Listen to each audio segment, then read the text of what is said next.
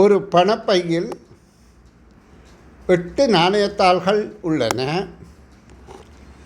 அவற்றின் பரிமாணங்கள் 20 ரூபா, 50 ரூபா, 100 ரூபா ஆகும்.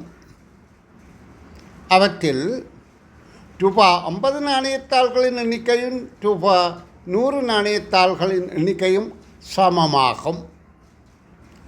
அப்பணப்பையில் இருக்கத்தக்க அதிகபட்ச பணத்தொகை எவ்வளவு? வினாவிலே சொல்லப்படுகின்றது 20 ரூபா, 50 ரூபா, 100 ரூபாய் இருக்கிறது. 8 நாணயத்தாள்கள் இருக்கின்றது. 50ம் 100ம் சமமான எண்ணிக்கையில் இருக்கின்றது. ஆனால் அதிகபட்ச பணத்தொகை கேட்கப்பட்டபடியால் நாங்கள் 20 ரூபாய் நாணயத்தாள்களை குறைந்த எண்ணிக்கையில் எடுக்கணும். ஆனால் ஒன்றை மட்டும் எடுக்க முடியாது. ஏனென்றால் 8ல் 1 போனால் 7, 7, 2, 50, 100 சமமாக இருக்க முடியாது.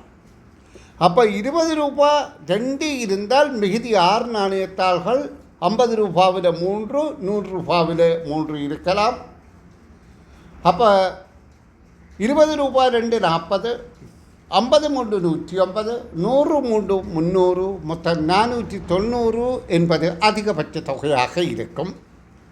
சில வேளையிலே நீங்கள் ஏன் இந்த விடையிலே 600ஆக இருக்க முடியாது என்று கேட்கலாம். 600ஆக இருக்குமா இருந்தால் 20 ரூபாய் தாள்கள் இல்லை, அப்படி இருக்க முடியாது. 3 வகை நாணயத்தாள்களும் இருக்க வேண்டும்.